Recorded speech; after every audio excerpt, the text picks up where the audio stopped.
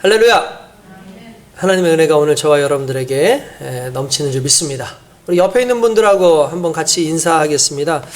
하나님은 당신에게 복을 주십니다. 시작. 자, 하나님은 당신에게 복을 주십니다. 아멘. 하나만 더 얘기하죠. 하나님은 당신의 복이 되십니다. 시작. 하나님은 당신의 복이 되십니다. 아멘. 하나님의 은혜와 하나님의 복을 누리고 살아가는 저와 여러분들 될 수 있기를 주님의 이름으로 축원드립니다. 주님을 섬기고 하나님 앞에 영광을 돌리며 나아간다는 것은 상당히 좋은 것이고 참 우리의 영을 새롭게 하지만 실제적으로 그렇게 살기 위한 준비하는 모든 과정들이 솔직히 녹록치 않죠. 그래서 많은 환난과 어려움 가운데에서도 끝까지 주님을 향한 사랑을 견지하고 그렇게 달려갈 때에만 모든 것이 가능하게 된 줄로 믿습니다. 우리가 일반적으로 서로 배려해야 된다, 사람들을 많이 배려해야 된다라고 얘기를 하죠. 그래서 배려라는 이야기를 할 때에 이제 그 사람에게 좋은 것을 가져다 주고 그 사람에게 많은 것들을 가져다 주면 배려냐라고 생각하겠지만, 배려는 그 사람한테 좋은 것을 주는 것이 아니라 그 사람이 싫어하는 것을 하지 않는 것이 배려다. 제가 누누이 그렇게 여러분들과 함께 이야기를 했었습니다. 그러니까 많은 것을 주는 건 뭐 어렵지 않아요. 근데 실제로 그 사람이 원하지 않는 걸 이제 하지 않는 게 진정 배려라고 볼 수가 있죠. 이걸 좀 신앙적인 눈으로 좀 바꿔서 얘기하면 어떻게 얘기할 수 있느냐라고 생각해 보면, 우리가 하나님 앞에서 하나님의 영광을 위하여 이제 우리의 삶 속에서 이렇게 끊어야 될 것들, 이런 것들이 무엇이냐를 좀 생각해 볼 필요가 있어요.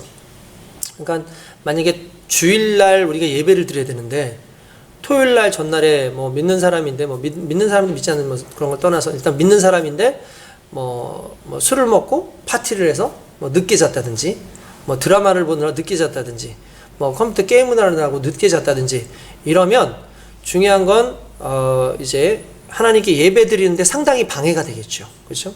방해가 되어지는 그 부분을 하나님 기뻐하시지 않아요. 그래서 하나님 앞에서 그걸 하지 말아라 라고 하는데도 불구하고 하게 된다면 일반적으로 그걸 뭐라고 얘기하죠? 중독이라고 얘기를 합니다. 그러니까 중독이라고 얘기를 하죠. 그러니까 중독이라는 건 결국 내가 끊고자 해도, 내가 멈추고자 해도 멈추지 못하는 게 중독이죠.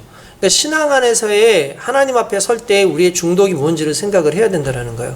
그래서 내가 하나님께서 기뻐하시는 일을 하는 것도 중요하지만 하나님이 원하지 않는 걸 하지 않고 하나님의 사람으로 서는 것, 이것이 상당히 중요한 배려의 모습이다. 신앙적 배려다라고 볼 수 있다는 거예요. 그래서 하나님을 사랑하는 자는 하나님을 더 배려하게 되어 있습니다. 하나님 앞에 더 나아가게 돼서, 물론 하나님을 배려한다라는 단어 자체가 솔직히 뭐 성립이 될 수 없죠. 하나님은 우리가 배려해야지만 되는 분은 아니지만 신앙 안에서의 하나님을 생각하고 하나님을 사랑하기 때문에 우리의 중독을 끊는, 세상의 것을 끊고 하나님 앞에 영광을 돌리기 위해서 나아가는 그 모습이 저와 여러분들에게 있기를 원합니다. 특별히 제가 이렇게 이야기하는 것은 조금 더 예배에 집중하자라는 의미예요. 예배에 집중하고 말씀에 집중하고 우리의 마음이 흩어지지 않도록 이미 토요일부터 우리가 준비된 자세로, 준비된 마음으로 한 주간을 이 예배에 하나님께 영광을 돌리고 말씀 듣고 새로운 힘을 얻기 위하여 준비하는 그런 모습들, 이러한 모습들이 있기를, 그렇게 준비하는 애씀이 있기를 주님의 이름으로 축원드립니다. 할렐루야. 저와 여러분들은 항상 하나님의 복을 받고 살아가길 원하죠. 여러분들 복 받기시는 사람이 있으신가요? 다 복 받기를 원해요. 그런데 우리가 생각하는 복이라는 것이 성경에서 말하는 복하고는 약간 좀 많이 다른 부분을 우리가 솔직히 잘 알 수 있습니다.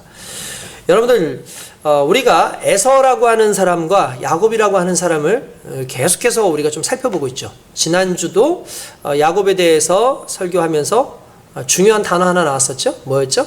랜드마크라는 단어 하나 있었어요. 랜드마크라는 것은 결국 이 한 도시의 중심이 되는 어떤 조형물이라든지 건물이라든지 이런 것이 돼서 그 건물을 보고 난 다음에 이 도시가 어디구나, 이 도시에 저기 어디 있구나 라는 걸 판단할 수 있지만 그 랜드마크의 가장 중요한 역할은 이 랜드마크 자체보다 랜드마크를 보고 나서 내 거리, 내 위치를 확인하는 거야. 그러니까 야곱 같은 경우는 베델이 랜드마크였죠. 베델을 보고 나서 이 베델로부터 얼마나 내가 하나님으로부터 멀어져 있었는지, 베델을 확인하고 난 다음에 내가 하나님과 얼마나 같이 함께 하는지를 스스로 판단할 수 있는 좋은 그러한 랜드마크로서 베델이라고 하는 곳을 둘 수 있다라고 얘기했습니다.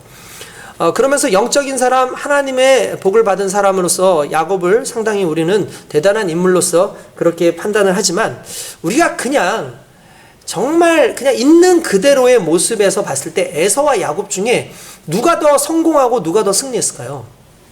그건 야곱보다는 에서라고 할 수 있겠죠.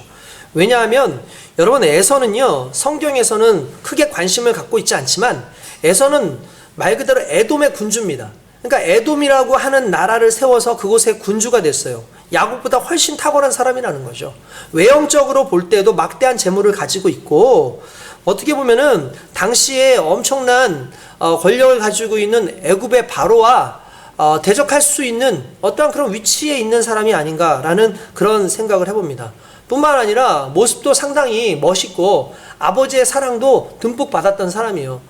제가 성경을 읽다 보니까 특별히 이삭이 에서의 옷에서 나는, 그러니까 야곱이 몰래 입고 간 옷인데 그 옷에서 나는 그 에서의 향기를 맡고 나서 뭐라고 얘기냐면, 아버지가 그의 옷에 향취를 맡고 그에게 축복하여 이르되 내 아들의 향취는 여호와께서 복 주신 밭의 향취로다, 이렇게 얘기를 해요. 그러니까 얼마나 에서를 편애했는지 아실 수 있죠. 그러니까 에서는 사랑도 받고 여러 가지로 봤을 때 부모에게도 사랑을 받고 나름대로 사람들에게도 능력을 인정받고 뭐 털도 북실북실 해가지고 진짜 남자같이 그냥 느껴지는 그런 사람이, 사냥도 잘하고 주변에 따르는 인물들도 상당히 많았다는 거예요. 게다가 결과적으로 장자권을 빼앗겼다 할지라도 실질적으로 모든 아버지의 재산 누가 가져갔어요? 다 에서가 가져갔어요. 그렇기 때문에 이런 여러 가지 상황들을 봤을 때 에서라고 하는 인물이 어떻게 보면은 실질적으로 우리가 보고 있는 세상 속에서의 복, 성공에 더 가깝다고 그렇게 생각을 할 수 있겠죠. 여러분, 세상은 그렇습니다. 우리가 생각하지 못하지만 이 세상 속에서의 복은 너무 현실적으로 우리 눈앞에 확연하게 드러나고 있는 부분이 있다라는 거예요. 할렐루야.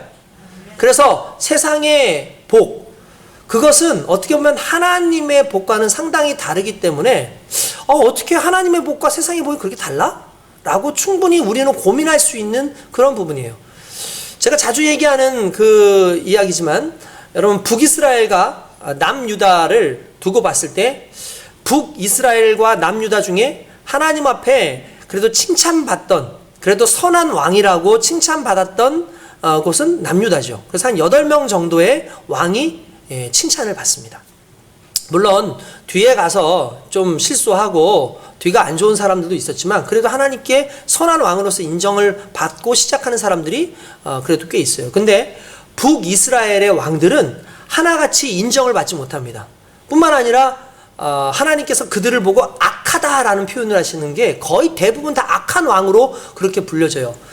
또한 북이스라엘 악의 대명사 하면 어떤 왕이 생각나죠? 아합이 생각나죠.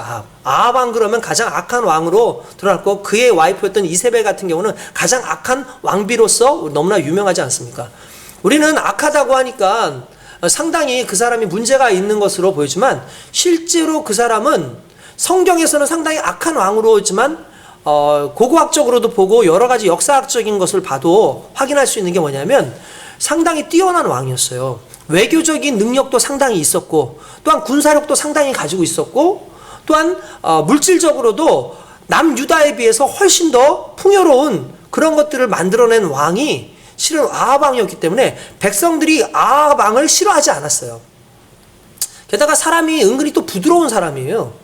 그러다 보니까 여러 면에서 아합이라고 하는 왕은 나름대로 인정받는 왕이었지만 성경에서만큼은 그를 인정하지 않는다라는 거예요. 왜 그러냐면 성경에서 인정하는 왕의 개념, 성경에서 인정하는 복이라는 개념은 사람의 어떤 외형적인 것에부터 나오는 복이 아니라 곧 하나님께로부터 주어지는 영적 복이기 때문에 그렇다라는 거예요.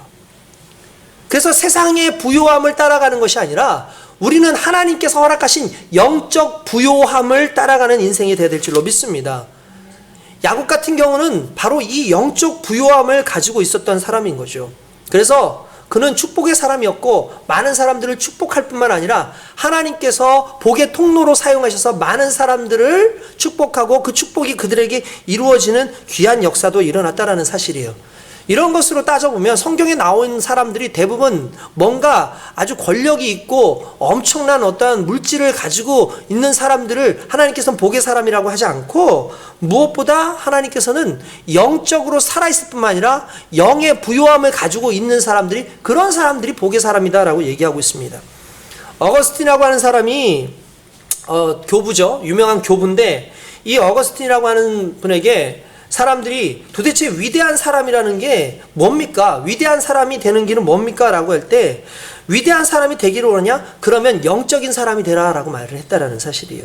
영적인 사람이 된다는 건 무엇을 의미하는 걸까요? 겉으로 보기에는 거룩해 보이는 사람이 된다는 뜻이 아니라, 영적인 사람이라는 건 그 내면에서부터, 그 내면 속에서부터 그 본질이 하나님 안에 있는 사람을 보고 그걸 영적인 사람이라고 얘기를 하는 거예요. 헬라어의 단어를 보면은 힘이라는 단어, 권력, 권세라는 단어를 쓸 때에 에쿠시아라고 하는 말을 씁니다. 에쿠시아. 뭐라고요? 에쿠시아. 근데 이 에쿠시아라고 하는 단어는 두 단어가 조합된 거예요. 그래서 에쿠 이렇게 얘기하면 요거는 나오다라는 뜻이고, 우시아 그러면 본질이라는 뜻이에요. 그래서 우리가 삼위일체할 때 그 일체가 실제로는 호모우시우스예요. 그러니까 동일 본질, 같은 본질 이런 뜻이에요. 그러니까 본질이라는 거는 어떻게 보면은 근간이죠. 간단하면서 핵심이죠. 그런 것을 의미하는 거 아닙니까? 그러니까 에쿠시아라는 말은 본질에서부터 나오다라는 뜻이에요. 그러니까 힘이라는 건 지엽적인 것에서 나오는 것이 아니라 본질에서부터 나오는 것이다. 중앙에서부터 나오는 것이다. 속에서부터 나오는 것이다 라고 이야기를 하는 거예요. 그러니까 본질로부터 나오는 것, 그게 바로 권세고 힘이라는 거죠. 힘이라는 것은 외형적인 것이 아니라는 것을 의미하는 거고, 성경에서는 항상 힘이라고 하는 것은 하나님께로부터 나오는 것이라고 얘기하는데, 세상 사람들은 그렇게 보지 않죠. 돈에서 나온다, 내가 가지고 있는 권력에서 나온다, 또한 여러 가지 상황 속에서 나온다고 얘기하지만, 실제로 우리가 가지고 있는 어떠한 복의 개념, 힘의 개념은 영적 부요함 속에서 나오고 있다는 거예요. 영적 부요함이 있는 사람의 특징이 뭔지 아십니까? 세상의 문제에 흔들리지 않아요. 무슨 말이냐? 사람들은 권력이 사라지면 흔들리게 돼 있어요. 돈이 사라지면, 믿었던 돈이 사라지면 그것 때문에 흔들리게 돼 있어요. 사람들은 생명의 위협이 오면은 그것 때문에 흔들리게 돼 있어요. 근데 영적 부요함이 있는 사람들은 영의 부요함이 있기 때문에 세상 것이 사라져도 절대로 흔들리지 않는다라는 거예요. 오히려 수많은 사람들에게 영적인 힘을 부어주고 그들 앞에서 당당한 크리스찬으로서의 모습을 보여준다라는 거죠. 그 예로 우리가 잘 알고 있는 사도 바울 같은 경우에는 배를 타고 로마로 압송되어 가는 그 순간에 유라굴로라고 하는 엄청난 태풍이 불지 않습니까? 그 유라굴로라고 하는 광풍이 불어가지고 배가 다 뒤집어지고 며칠 동안 정말 하늘이 컴컴하고 별 하나 보이지 않아서 어디로 지금 가고 있는지도 모르는 그러한 위기 가운데 있을 때, 성경에는 뭐라고 하냐면 그들에게 소망이 없었다라고 돼 있어요. 그들에게 소망이 없었다, 희망이 없었다. 무슨 말입니까? 죽을 날만 기다리고 있었다. 뭐 그런 의미로 이야기를 할 수 있었어요. 그래서 모든 사람이 소망을 잃어버리는 그때에 바울이 하나님을 바라보면서 소망의 이야기를 하지 않습니까? 이게 영적 부요함을 가지고 있는 사람의 특징이라는 거예요. 영적 부요함을 가지고 있는 사람은 세상의 것이 사라진다 할지라도 영적인 부요함이 있기 때문에 하나님의 소망을 이야기하고 하나님의 소망을 전해줄 수 있는 능력이 그 안에 있다라는 거예요. 그러므로 여러분, 야곱이라고 하는 사람은요, 단순히 그냥 우리가 그냥 장자권 가지고 간 사람, 하나님을 만난 사람, 이런 개념이 아니라 진정한 영적 부요함으로 말미암아 하나님의 영광의 백성이 됐다는 사실을 믿으시길 주님의 이름으로 축원드립니다. 그러므로 저와 여러분들도 동일한 은혜 가운데 있기를 주님의 이름으로 축원드립니다. 할렐루야. 옆에 있는 분들하고 이렇게 얘기하겠습니다. 우리 영적 부요함을 가집시다. 시작. 우리 영적 부요함을 가집시다. 우리 영적 부요함을 가집시다. 그렇습니다. 영적으로 부자인 사람, 영적으로 부유한 사람이 돼야 될 줄로 믿습니다. 여러분, 저는 오늘 이 야곱이라는 사람이 바로 영적 부유함 속에 있는 사람이다라는 걸 여러분들한테 말하고 싶고요. 무엇보다도 이 야곱은 과연 어떤 사람이냐라는 걸 한번 좀 살펴보기 원합니다. 야곱은 과연 어떤 사람이냐? 이미 우리는 야곱을 너무나 잘 알지요. 그런데 성경에서 나오는 야곱의 특징이 뭐였을까를 한번 찾아봤어요. 찾아봤더니 성경에 단어직에 축복이라는 단어가 야곱과 연관되어서 상당히 많이 나와요. 그러니까 아마 제가 보기엔 야곱에게서 축복이라는 단어가 엄청나게 나왔을 거예요. 그러니까 야곱이 축복을 받든 야곱이 축복을 하든 축복과 관련된 이야기를 하든 어쨌든 야곱이라고 하는 한 사람의 축복의 내용을 보니까 한 30번 정도? 31번 정도 이렇게 축복이라는 단어가 연관돼서 나오더라고요. 그러니까 이렇게 나온 적이 없거든요. 그러니까 아브라함도 그 숫자만큼 나오질 않아요. 그런데 야곱이라고 하는 이 사람만 유독 축복이라는 단어가 상당히 많이 나오더라는 거예요. 그 말은 야곱은 축복의 사람이었다라는 것이고 야곱의 축복은 엄청난 사건을 일으켰다라는 거죠. 그러면 우리가 한 가지 알아야 되는 게 뭐냐면 야곱은 어떤 사람이냐? 야곱을 정의할 때 이렇게 얘기할 수 있을 것 같아요. 축복에 목마른 자에서 축복하는 자로 변했다는 거죠. 뭐라고요? 축복에 목마른 자에서 축복을 하는 자로 변했다라는 거예요. 이건 엄청난 이 상황이 있고 사건이 있다라는 걸 우리는 알아야 될 줄로 믿습니다. 여러분, 축복에 목마른 자였어요, 야곱은. 여러분들 아실 거예요. 야곱은 열등감이 있었어요. 누구에 대한 열등감이죠? 형에 대한 열등감이 있었던 사람이에요. 형은 다 가지고 있었어. 이렇게 멋있는 사람이 없어. 여러분, 우리 종종 그러지 않습니까? 하나님은 공평하다. 그래서 이 사람이 이런 거 저런 거 하고 이렇게 다 있고 해도 부족한 부분이 있게 돼 있다. 또 이 사람은 다 부족한데 그래도 이게 이런 또 재능이 있다. 이러면서 하나님은 공평하다라고 하지만 에서는 보고 있으면 상당히 뛰어난 사람이에요. 잘생기기도 했을 것 같고 몸도 크고 아주 그냥 사냥도 잘하고 아버지한테 사랑도 받고 있고 재산도 많이 늘리고 있고 권력도 가지고 있고 그러니까 그 당시에 그의 모습을 보고 있으면 항상 야곱은 뭔가 뒤처지는 것 같고 자기는 그 에서 형에 비하면 아무것도 아닌 것 같은 그런 생각이 있지 않았겠습니까? 그러니 항상 그는요 그 형이 가지고 있는 것을 목말라 했죠. 그러니까 축복을 원해요. 나도 축복받기 원한다. 나도 좀 복받았으면 좋겠다. 나도 좀 뭔가 좀 잘 좀 됐으면 좋겠다. 어떻게 보면 형에 대한 그 힘, 형의 그 권력 또는 형의 그 돈이라든지 아니면 형의 어떠한 그 사랑받는 거라든지 이런 모든 것을 나도 좀 갖고 싶어라는 그런 마음에 좀 열등감에 있는 사람이었지 모른다라는 거예요. 그러다 보니까 그는 축복이라는 이야기를 자주 할 수밖에 없고 축복받기를 원했던 사람이라는 거죠. 그래서 그는 아버지한테 가서 형의 축복을 가로채기를 원합니다. 그래서 내게 축복해 주십시오. 내게 축복해 주십시오. 그래서 결국 축복을 받아요. 근데 받고 보니까 물질적 축복도 아니고 아무런 축복도 아닌 것 같아. 그 상황 속에서 결국 그는 도망을 치죠. 그리고 중간에 가서 베델에 가서 하나님께 또 축복을 달라고 하죠. 나를 지켜달라고 그렇게 얘기를 합니다. 그런 다음에 또 멀리 가서 우리가 잘 아는 밧단아람 가서 그곳에서 라반을 만나서 가정을 이루게 되고 거기서 와이프도 그리고 또 자식들도 거기서 물질도 나름대로 양도 종도 다 얻게 됐어요. 근데 문제는 뭐냐면 그가 많은 것을 얻었음에도 불구하고 그는 여전히 허기져요. 그는 많은 것을 얻었음에도 불구하고 그는 여전히 축복에 목말라 있는 사람이라는 거예요. 왜냐하면 살아보니까 경험해보니까 이 복이 진정한 복이 아니라는 걸 깨달았다는 사실이에요.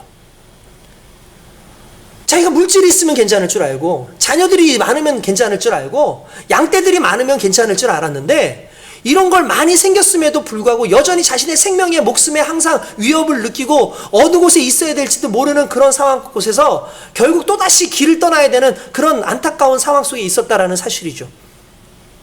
그런데 그에겐 놀라운 사건이 생깁니다. 그게 뭐냐면 야복 강가에서 천사와 씨름을 했다는 거죠. 절대 절명의 상황이에요. 더 이상 물러설 곳이 없어요.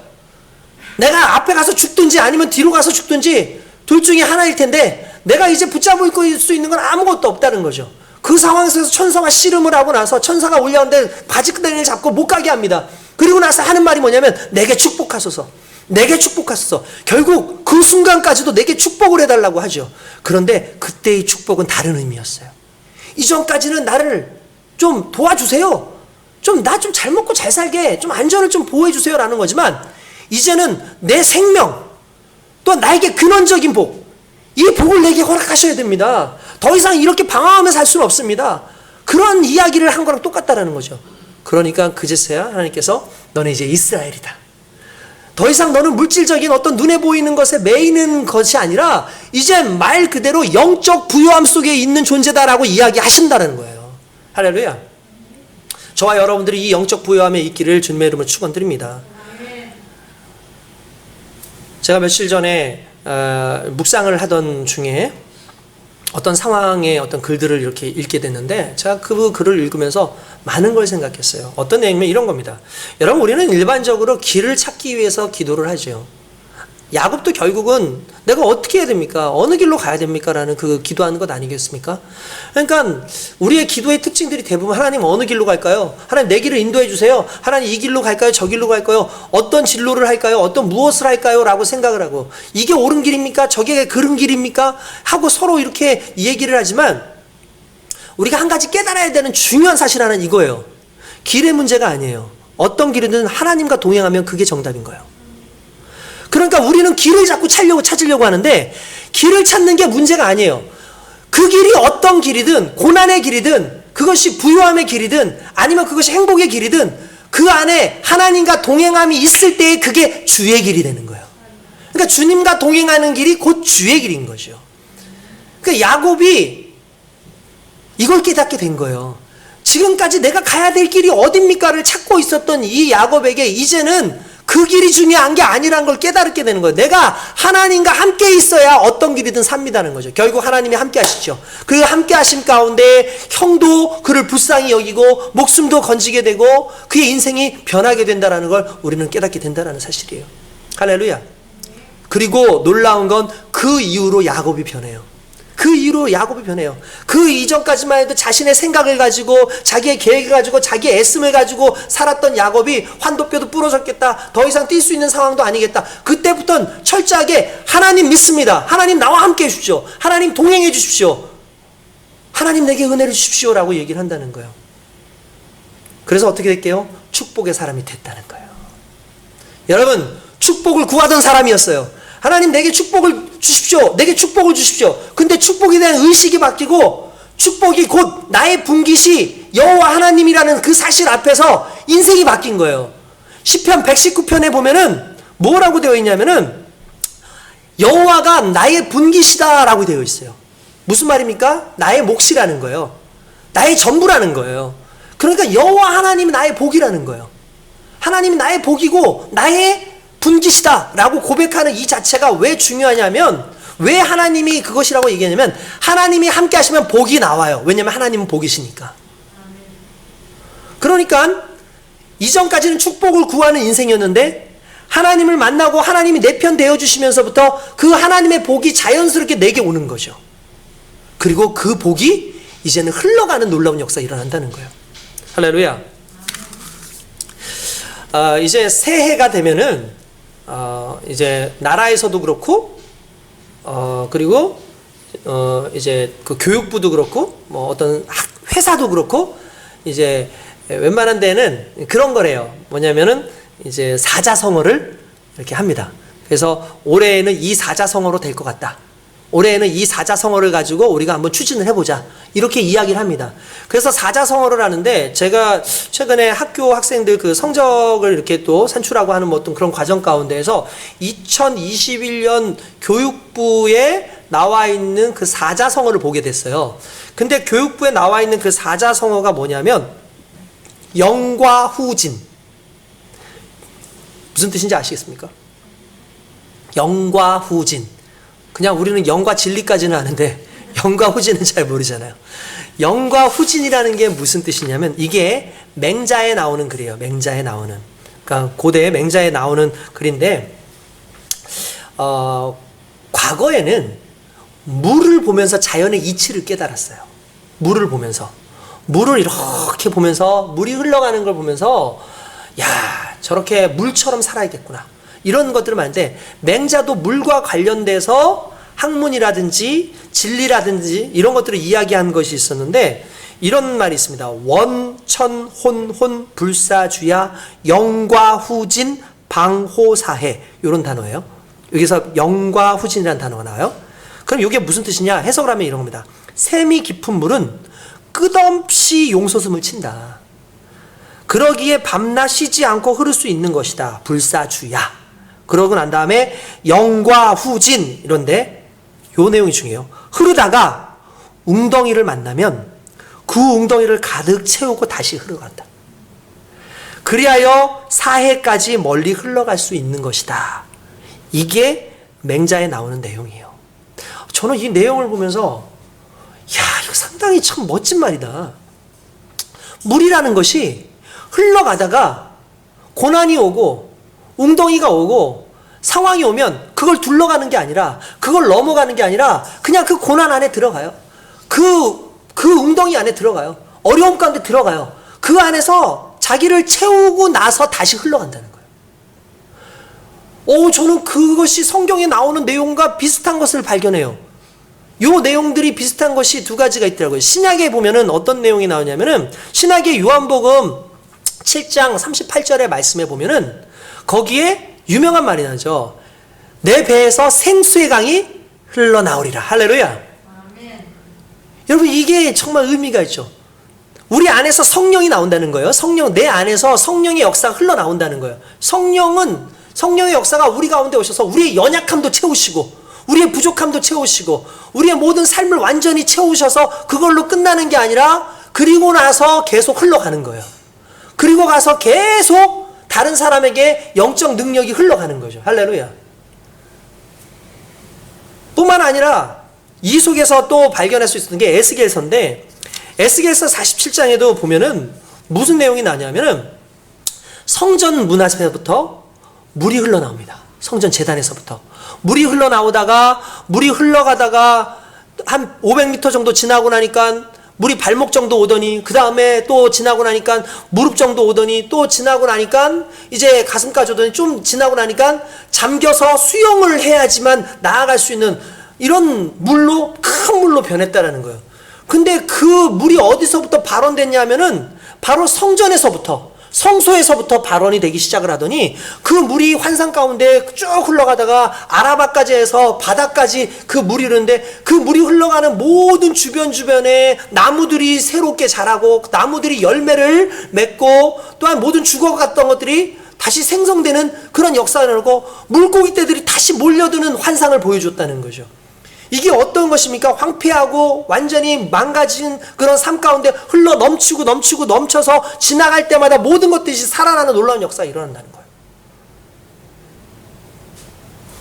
이게 영과 후진이라고 하는 그 말과 너무 유사성이 있는 거죠. 주의 은혜는 그런 거예요. 주의 성령은 그런 거예요. 그냥 성령의 사람들은 인생 가운데 고난이 오고 문제가 와도 성령이 그걸 채우신다는 거죠. 채울 뿐만 아니라 그것을 오히려 더 나아가게 하시고 수많은 사람들에게 은혜를 주시는 거죠. 그래서 축복의 사람이 되는 거예요. 할렐루야. 결국 축복의 사람이라는 것은 다른 것이 아닙니다.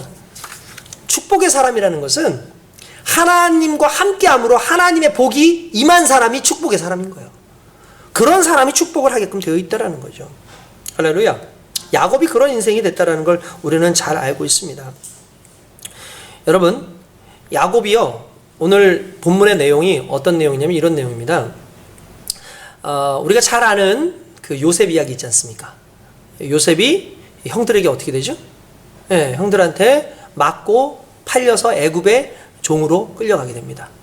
그곳에서 있다가 결국 하나님의 은혜 가운데 나중에 국무총리까지 되어지고 7년 풍년 동안에 곡간을 만들고 많은 음식들을 저장을 해놓고 난 다음에 7년 흉년이 그 다음에 연이어서 왔을 때 그걸 대비해가지고 그걸로 살았던 사람이에요.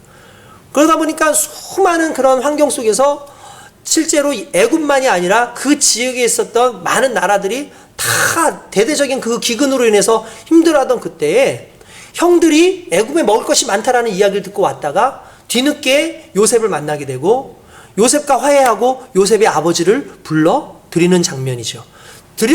그리고 난 다음에 그 아버지와 같이 서로 얼굴을 보면서 너무나 이제 행복한 모습으로 있다가 이제 바로에게, 애굽의 왕에게 자기 아버지를 소개를 해야 되는 그런 상황이 온 거예요. 아버지를 소개를 합니다. 그런데 아버지가 뜬금없이 하는 행동이 있어요. 뭐냐면 바로를 축복하더라는 거예요. 바로를 축복하더라는 거예요. 여러분, 바로를 축복한다는 게 어떤 의미가 있을까요? 바로를 축복한다라는 건 간단하게 말하면 하나님의 권한을 갖게 됐다라는 거예요. 이걸 좀 달리 말하면 축복의 사람으로서 하나님의 권한을 내가 누리고 있다라는 거죠. 여러분, 성경에 보면 축복을 하는 사람이 높아요? 축복을 받는 사람이 높아요? 하는 사람이 높아요. 그게 어디에 나오냐면 히브리서에 나와요. 히브리서에 보면은 멜기세덱이라고 하는 사람에 대한 내용이 나옵니다. 아브라함이 멜기세덱에게 축복을 받더라라는 내용이 나와요. 그러면 이렇게 얘기를 하죠. 성경에 보면은 그러면 축복을 하는 자가 높으냐, 축복을 받는 자가 높으냐? 당연히 축복을 하는 자가 높게끔 되어 있다라고 이야기를 합니다. 그러면서 예수님은 멜기세덱의 반차를 줬는 분이기 때문에 예수님이 아브라함보다 높다, 모세보다 높다라는 걸 이야기하기 위해서 그 내용이 히브리서에 들어가 있는데, 이 히브리서의 내용을 오늘 이 말씀에 대용을 하면 바로는 권력을 가지고 있고, 바로는 엄청난 힘이 있고 물질이 있고 군사도 있고 정말 많은 것을 누리고 있지만 하나님의 영적 권위와 하나님의 영적 능력, 축복권은 누구에게 있었다는 거예요? 결국 야곱에게 있었다는 거예요. 이게 진정한 축복이에요. 이게 진정한 능력이에요. 결국 그 축복권을 가지고 있는 사람들은 누구에게든지 축복으로 할 수 있는 그 권한과 능력이 그에게 존재하고 있다는 걸 깨달아야 합니다. 바로 저와 여러분들이 그러한 축복권을 가지고 있어요. 언제? 하나님을 만날 때, 하나님이 내 편이 되주실 때, 하나님과 동행하고 있을 때 그 놀라운 역사가 일어나고 있는 줄 믿습니다. 그래서 결국 이 야곱은 축복이라는 이 단어에 항상 매여 있는 그런 사람으로서 등장을 하게 되어 있다는 거예요. 저와 여러분들의 축복의 사람이 되기 원합니다. 축복에 목마른 자에서 당연히 하나님께서 주신 그 축복을 받고 세상 가운데 복을 증거하는 그런 사람이 되어야 되는 줄로 믿습니다. 결국 여러분, 이게 어떤 의미로든 우리가 하나님 앞에서 복을 증거하고 복을 나누는 자가 되기 위해선 우리가 복의 근원이 돼야 되는 거예요. 내가 복이 되는 근원이 될 수 있는 방법은 내 안에 하나님이 계셔야 되는 겁니다. 야곱이 바뀐 게 그거였어요. 그 전까진 하나님에 대한 지식적인 생각만 있었어요.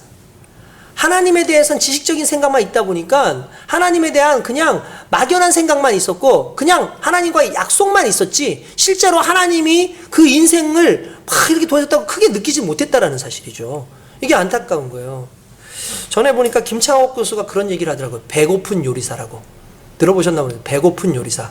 이 배고픈 요리사가 뭐냐면은 김창옥 교수라고 그 말 잘하잖아요. 이제 상담도 해주고 막 이렇게 어떤 강사 아닙니까? 이제 강사해주는 강사인데 그 양반이 배고픈 요리사라는 얘기했는데 자기가 배고픈 요리사 같았다. 그게 무슨 말이냐면 요리사가 많은 사람들한테 음식을 막 먹여주냐 만들어서 그럼 사람들이 배부르게 막 먹고 막 맛있어 하면서 있는데 정작 요리사는 요리를 만들어주고 사람들이 먹는 그걸 보고 자기도 배부른 줄 아는 거예요. 사람들이 배불러 하니까 자기도 배부른 줄 아는 거예요. 어떻게 보면은 정작 남들에게 주기는 주지만 자기는 비어 있는 것이. 김창욱 교수가 스스로 그런 걸 느낀 거예요. 그래서 아마 정신적으로 문제가 왔다는데 아마 공황장애였던 것 같아요. 제가 보니까. 그래서 너무 힘들어서 자기가 그 정신과를 찾아간 거예요. 정신과를 찾아가지고 그러니까 처음에는 좀 창피하지. 왜냐하면 이런 걸 상담하는 사람이 오히려 거기 가서 상담을 받으려고 하니까 마음이 상당히 좀 그래서 갔는데 가서 보니까 뭐 말하는 것도 그냥 의사 선생님이 얼굴도 안 보더래요. 그럼 펜 딱 들면서 어떻게 왔어요? 그래서 가슴이 답답해서 왔습니다. 가슴이 답답하다. 그리고요. 그리고 뭐 잠도 안 오고 잠도 안 온다. 그냥 말 그대로 처방전을 쓰듯이 그렇게 하더라는 거예요. 실은 근데 이분은 그게 아닌 거야. 내가 뭔가 채워주고 뭔가 좀 내 얘기도 좀 들어주고 막 이러면 그래서 중간에 그냥 하다 그냥 나와버렸대요. 근데 어떤 분이 어떤 유명한 분을 만나게 해서 어떻게 해야 되니까 좀 쉬어라. 말을 하지 마. 침묵해야 돼. 그래서 프랑스에 있는 어떤 수도원 같은 데를 보내버렸대요. 갔는데 말을 하지 말라고 했는데 말이 안 되니까 말을 안 하게 돼. 말을 안 하려고 해서가 아니라 프랑스어를 못하니까 말을. 그런데 한 일주일 지나니까 마음에 평안이 오더래요, 진짜. 내가 맨날 말을 했는데 어느 순간 말을 하지 않고 가만히 있으면서 자기를 자꾸 뒤돌아보게 되는데, 그분이 이제 크리스찬이거든요, 실은. 어느 날 갑자기 밑도 끝도 없이 너 수고했다. 내가 너의 삶을 안다. 너 애쓰고 노력한 거 내가 안다.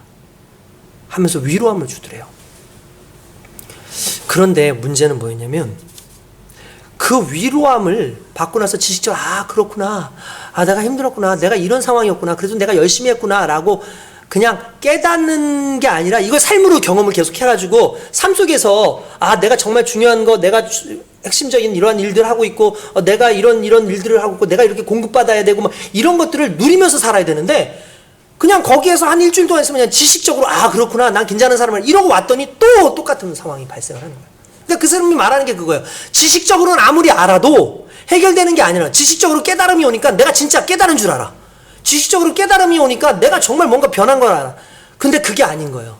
진정한 변함은 내가 직접 경험하고 그걸 삶으로 살아낼 때 그때 가능한 거거든요. 복. 지식적으로만 복이라는 걸 알고 하나님 날 도와주시는 걸 알았지, 그 복이신 하나님이 나하고 함께 거하시지 않으면 복이 아닌 거예요. 그런데 야복강 사건 이후, 환도뼈가 부러지는 사건 이후, 천사를 만나는 그 사건 이후 그는 복이 뭔지를 알았던 거죠. 복을 경험하게 된 거죠. 그리고 그 복을 지니고 살다 보니까 그의 삶에서 항상 축복이 나올 수밖에 없는 거예요. 그 삶이 저와 여러분들이 또 주님의 이름으로 축원드립니다. 할렐루야. 축복을요, 받은 사람들은 달라요. 일단 축복을 받는 사람들의 특징은 고난을 축복으로 여겨요. 고난을 축복으로. 왜 고난을 축복으로 여기는지 아십니까? 하나님이 함께 하시기 때문에. 얘기했죠. 길이 문제가 아니라고. 우리는 자꾸 길을 찾으려고 그러잖아요. 하나님, 이 길입니까? 저 길입니까? 이 길입니까? 알려주십시오. 길 찾기 위해서 기도하지만 중요한 건 길 찾는 게 중요한 게 아니라 어떤 길이든 주님이 함께 가시는 게 중요한 거예요. 그러니까 그 길이면 되는데 우리는 자꾸 길을 보여달라고 그러고 있어. 길이 중요한 게 아니라 어떤 길이든지 그게 고난의 길이다 할지라도 하나님이 함께 하시면 그게 주의 길이라고 그랬잖아요. 그러니까 이 부분인 거예요. 우리가 자꾸 잊고 사는 거예요, 그거를. 고난도 왜 고난에 원망하냐면 이 고난의 길이 내가 마음에 드는 길이 아니에요. 힘든 길이에요. 원망이 나요. 그럼 우리는 살펴봐요. 봐야 되는 게 있어요. 뭐예요? 하나님이 나와 지금 함께 하시나. 그럼 원망이 사라져요. 고난을 축복으로 여겨야 되는 이유는 하나님이 나와 함께 하기 때문에 내가 가는 그 길 자체가 이미 주의 길인 거예요. 그게 축복의 길인 거예요. 정말 힘든 삶이었죠. 야곱이 만났습니다. 바로를 만나요. 그러니까 바로가 물어봐요. 여보시오, 당신 나이가 어떻게 되시오? 그러니까 내 나이가 130입니다. 나이가 130에 만났어요. 그런데 우리 선조들에 비하면 난 아직 젊어요. 이렇게 얘기를 해요. 그리고 나서 뭐라고 얘기하냐면, 그러나 내 인생은 험악했습니다 라고 해요. 무슨 말이냐면 힘들었다는 거예요. 다 고난이었다는 거예요. 너무 어려웠다는 거예요. 근데 왜 이 얘기를 했을까요? 그러나 난 지금 당신 앞에서 축복하고 있습니다. 내 인생은 변했다는 거예요. 험한 인생이지만 하나님이 함께 하셨다는 거예요. 험한 인생이지만 하나님께서 주신 그 복의 축도권이 나에게 있기 때문에 내가 오늘 당신에게 복을 선포하는 겁니다 라고 얘기하는 그 의미인 거예요. 할렐루야. 험악한 길이 중요한 게 아니에요. 나와 하나님이 함께 하고 있다면 그 길이 주님의 길이고 그 길이 생명의 길인 줄 믿습니다. 축복을 받은 사람들의 특징인 거예요, 이게. 또한 축복의 권한이 하나님께 있음을 항상 믿으실 주님의 이름으로 축원드립니다. 야곱이 그걸 믿은 거죠. 이제 축복의 권한은 내게 있는 게 아니다. 하나님께 있는 것이다. 그러니까 축복을 하는 거예요. 축복을 하는 거예요. 내 게 아니니까. 하나님의 것이니까 하나님께서 하시도록 그냥 축복을 하는 거죠. 복은 여러분 게 아니에요. 하나님의 것이죠. 근데 그 복을 여러분들이 가졌기 때문에 여러분들이 나아갈 수 있는 거예요. 아까 전에 얘기했죠. 에쿠시아. 무슨 뜻이에요? 본질로부터 나오다. 그게 뭐라고요? 힘이라고. 그게 권세라고. 똑같은 거예요. 하나님이 본질이에요. 하나님께로부터 나올 때만 그게 힘이고 그게 권세인 거예요. 그러니까 힘과 권세인 그 하나님이 내 인생 가운데 오실 때에만 모든 것이 가능하다라고 느껴야 된다는 거죠. 제가 오전에도 그런 얘기했어요. 지난주에 우리가 제가 이 이야기를 하는 이유는 사모님이 계속해서 보내주고 있는 매일매일 하는 그 큐티를 보고 있는지 제가 자꾸 얘기하는 건 읽어라 이런 뜻이겠죠. 거기 보면 나폴레옹 얘기 나왔어요. 기억나십니까? 나폴레옹 얘기가 나와요. 나폴레옹이 하나님을 믿지 않는 사람이죠. 상당히 교만한 사람입니다. 그 사람의 문제점이 뭘까? 그 사람이 이렇게 얘기했어요. 뭐라고 얘기했죠? 내 사전에 불가능은 없다. 맞습니다. 그 사람 내 사전에 불가능은 없다고 얘기했어요. 근데 결국 망하지 않았습니까? 망했잖아요. 뭐가 문제였는지 아십니까? 사전을 잘못 가지고 있었어요. 불량 사전이야. 아니 어떻게 불가능이라는 단어가 없는 사전을 가지고 있냐고. 그러니까 문제가 생기는 거예요. 왜냐하면 인간은 불가능이 있거든요. 인간은 불가능해요. 누군가가 빨리 어렸을 때 그에게 사전을 바꿔줬어야 돼. 인간은 불가능해. 인간은 할 수 없어. 인간은 아무런 능력이 없어. 오직 하나님만 할 수 있어 라는 그 사전을 줬어야 되는데 그 사전이 성경 아닙니까? 그에겐 성경이 없었고 하나님의 말씀이 없었고 복음이 없었기 때문에 그는 그러한 결단을 할 수밖에 없었다는 거죠. 그리고 결국 패배할 수밖에 없었다는 거예요. 빨리 누군가가 가가지고 성전을 바꿔줬어야 되는데 사전을 바꿔주지 않았으니까. 근데 오늘날 수많은 사람들이 불량 사전을 가지고 살아요. 오늘날 수많은 사람들이 잘못되어 있는 사전을 가지고 있어요. 나는 할 수 있다. 나는 뭐든지 할 수 있다. 돈이면 다 된다. 권력이면 다 된다. 그들의 사전에는 이런 것이 있기 때문에 결국 그들은 그 사전 속에서 벗어나지 못하는 거예요. 빨리 하나님의 사전으로 바꿔야 됩니다. 나는 할 수 없어요. 난 아무것도 아니에요. 그러나 하나님이 나의 힘이고 축복은 하나님의 권한입니다라는 걸 깨닫는 그 순간에 저와 여러분들이 잘 되어지는 귀한 복이 그 안에서부터 나오게 되는 줄 믿습니다. 할렐루야. 바로 그 복이 있어야 되는 거예요. 축복의 권한이 하나님께 있음을 믿으실 주님의 이름으로 축원드립니다. 또한 축복은 결국 사람을 살리는 역할을 해요. 무슨 역할을 한다고요? 사람을 살리는 역할. 축복받은 사람들을 통해서 사람들이 살아요. 여러분 야곱만 축복을 받았을 것 같습니까? 여러분 실은 이 야곱의 축복이 고스란히 이어진 사람이 있었어요. 누굴까요? 요셉이었어요. 왜 요셉을 이뻐했을까를 생각해 봐야 돼요. 왜 형들보다 요셉을 이뻤을까? 첫 번째는 라헬의 소생이기 때문에 이뻐했을 거예요. 내가 너무나 사랑하는 아내의 소생이니까 이뻐했을 수도 있겠죠. 근데 단순히 그것만이었을까라는 걸 생각해야 된다는 거 아니에요. 그 요셉은 떡잎부터 달랐어요. 그는 어렸을 때부터 하나님을 경외하는 자였죠. 어렸을 때부터 하나님의 환상이 있었고 어렸을 때부터 하나님의 꿈을 꿨고 어렸을 때부터 하나님 앞에서 순종함이 있었던 아들이었다는 거예요. 다른 아들들하고는 뭔가 좀 결이 달라요. 그러니까 이 요셉은 고스란히 야곱의 그 은혜를 물려받은 사람인 거죠. 보세요. 이게 이런 겁니다. 뭐라고 생각했냐면은 야곱과 요셉은 요셉과 요셉의 그 형들엔 차이가 있어요. 뭐냐면 요셉의 형들은 야복강가 건너오기 이전에 그들은 어느 정도 잘한 자녀들이었어요. 그죠? 자기의 생각이 있고 자기의 나름대로의 어떤 힘이 있는 아들이었다는 거죠. 근데 그 당시만 해도 요셉은 상당히 어리죠. 아버지의 사랑도 많이 받았겠지만 자기의 생각이 없어요. 오직 아버지의 생각이 그의 생각인 거예요. 야곱이 변한 순간이 언제라 그랬죠? 결정적으로 변한 순간? 야복강 사건. 야곱이 변한 사건이 야복강 사건이에요. 누가 뭐라 그래도 그때 인간적인 생각에서 하나님을 바라보는 생각으로 바뀌고 지금까지 추구했던 그 복이 이제는 하나님의 복이라는 걸 깨닫게 되는 사건이 야복강 이후잖아요. 야복강 이후에 키웠던 자녀가 누굴까요? 바로 요셉이에요. 요셉은 고스란히 그때부터 믿음으로 키워지는 거예요. 고스란히 하나님의 복을 통해서 키워지는 거죠. 형들은 나가서 양을 치고 있는 그때에도 요셉은 아버지 옆에서 하나님 이야기를 들어요. 예배를 드려요. 인생이 달라요. 그래서 결국 고난 가운데 끌려가지만 요셉이 가는 곳마다 형통함이 일어나요. 축복이 일어나요. 그래서 보디발의 집에 갔더니 보디발이 잘 돼요. 하나님이 함께 하심으로 형통했다고 성경은 되어 있어요. 그걸 보디발이 봤어요. 그래서 집사를 시켜요. 근데 그가 누명을 써요. 옥에 갇혀요. 근데 전옥이 그를 또 신임에서 맡기는데 왜냐하면 그가 하나님의 사람이라서 그에게 맡긴 것마다 다 잘 되는 거예요. 또한 그 요셉이 시간이 지나고 난 다음에 애굽의 그 바로의 꿈을 해석해 주면서 국무총리가 되지 않습니까? 국무총리가 되고 난 다음에 어떤 역사가 일어나죠? 흉년으로 죽어야 된 전 세계의 모든 기근을 그의 환상의 그 꿈을 해석함으로 말미암아 곡간을 짓고 모든 음식물을 거기다 쌓아둠으로 말미암아 흉년을 대비해서 모든 사람이 살 수 있었고 심지어 자기의 아버지와 자기의 형제들도 살게 되는 귀한 역사가 일어났다는 거죠. 할렐루야. 축복의 사람이 가는 곳마다 축복의 역사가 일어나는 거예요. 만약에 여러분 생각해 보세요. 야곱의 이 요셉이 애굽의 노예로 팔려가지 않았으면 어떻게 됐을까요? 형들도 굶어 죽었을 거예요. 아버지도 굶어 죽었을지 몰라요. 애굽도 굶어 죽었을지도 몰라요. 수많은 사람들이 기근으로 힘들었을지 몰라요. 근데 이 요셉이라고 하는 사람이 고난받았지만 들어갔어요. 하나님이 아시고 선하게 역사하신 거죠. 이게 하나님의 뜻인 거예요.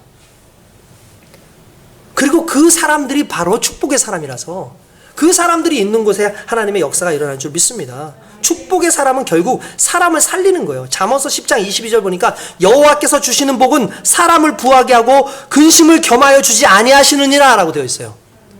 할렐루야. 여호와께서 주시는 복은요 사람을 부하게 한대요. 여기서 부하게 한다라는 그 부함을 물질적 부함으로만 취부하지 맙시다. 바로 영적 부요함을 허락하시는 하나님이시고 부요함을 주실 때 근심을 주지 않아요. 근데 여러분 생각해 보세요. 세상의 모든 부요함은 생기면 생길수록 근심이 생겨요. 왜죠? 여러분 돈이 많으면 많을수록 이걸 관리하는 부분에서 내가 이걸 무엇을 해야 될지 혹시 없어지진 않을까? 누가 나를 해야지는 않을까부터 해서 온갖 사업을 넓히면 넓힐수록 내 삶이 쪼그라들고 피폐해져 가는 게 나오죠. 근심이 생겨요. 근데 하나님이 주시는 복은 근심이 없는 복이래. 이게 하나님의 복이죠. 그래서 하나님의 사람들이 가는 곳마다 놀라운 역사들이 일어나는 거예요. 놀라운 역사가 일어나면서 근심으로 끝나는 것이 아니라 하나님의 복으로, 하나님의 은혜로, 하나님의 기쁨으로 살아가는 귀한 역사가 일어나는 줄 믿습니다. 그러니까 여러분들 축복의 사람이 되세요. 우리 남편이 왔다, 우리 아내가 왔다. 근데 그가 하는 말마다 내 삶에 근심이 된다. 이거 그러면 축복의 사람 아닌 거야. 내가 말하는 것마다 위로가 되어지고 내가 말하는 것마다 하나님의 복이 임해지는 것, 이게 축복의 사람인 거죠. 그 복은 누가 주시는 거예요? 하나님이 주시는 거예요. 오늘 하나님을 만나는 귀한 역사가 있어야 될 줄로 믿습니다.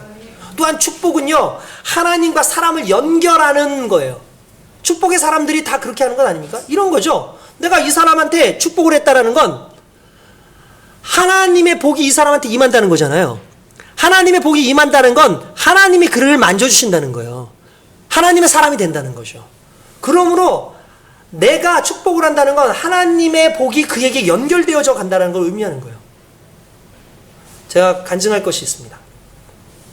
최근에 우리 이도식 선교사님 필리핀에서 정말 열심히 사역하고 계시는데 정말 이곳저곳에서 사역을 많이 참 펼쳐나가고 있는 중에 최근에 또 교회를 하나 세우게 되지 않았습니까?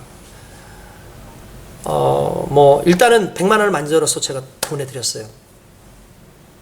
그런데 그걸로는 안 되는 거예요. 제가 전화를 제가 이분을 더 돕기는 싶은데 궁금한 거예요. 뭐가 궁금하냐면 이분이 우리 말고도 또 몇 분한테나 이렇게 또 연락을 했을까, 기도해달라고 했을까, 그래서 궁금하더라고요.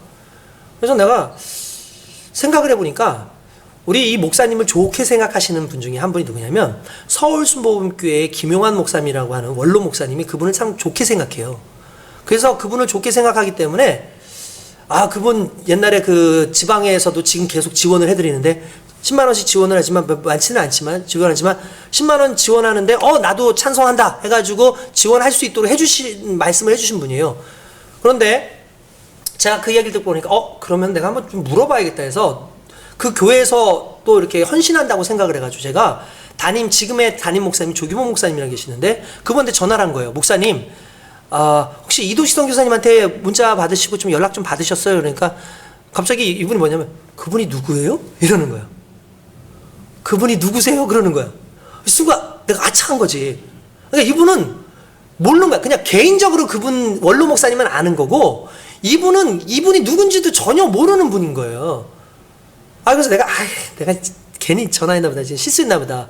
뭔가 또 다른 말 고치기도 그렇고 그래서 예 하고 끊으려고 하다가 갑자기 내 마음에 얘기는 다 하고 끊자 해가지고 뭐냐면 예. 저희 지방에 계셨던 목사님 중에 이도시 선교사님이 계셨는데 그분이 약 15년 전에 필리핀으로 자비랑 선교로 갔는데 거기서 너무나 사역을 잘해서 정말 거기서 교도소에서 교도소 사람들한테 선교하고 또 가난한 사람들한테 빈민 선교하고 지금도 도시락을 싸가지고 그 학생들 주면 그 도시락이 아이들한테는 하루 식사가 되기도 하고 이러면서 오지에 가가지고 다 교회를 세우고 하시는 그런 사역을 하는 분인데 이분이 좀 발을 넓혀가지고 해변 쪽에다 복음을 증거하는데 놀랍게도 거기서 복음이 증거돼서 지금 교회를 세워야 되는데 이 뻘밭이지만 거기다가 적어도 밑에 뭔가 초성만장 깔고 하면 1,000만 원 정도만 있으면 교회 하나를 차릴 수 있다고 그렇게 세울 수 있다 그래서 저한테 기도를 해달라고 해서 제가 그 이야기를 듣고 난 다음에 주변에 나랑 그 뜻을 같이 하고 있는 분들이 누구지 하고 너무 궁금해가지고 전화한 채